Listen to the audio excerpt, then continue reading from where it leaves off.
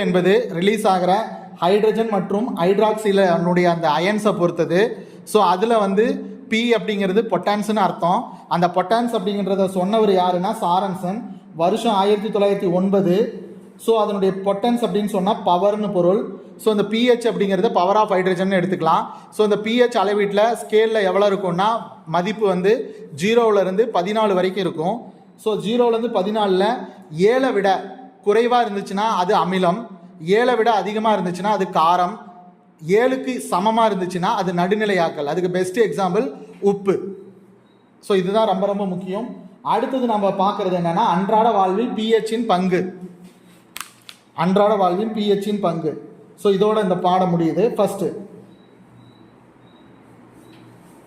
மனித செரிமானம். மனித செரிமானம். அடுத்தது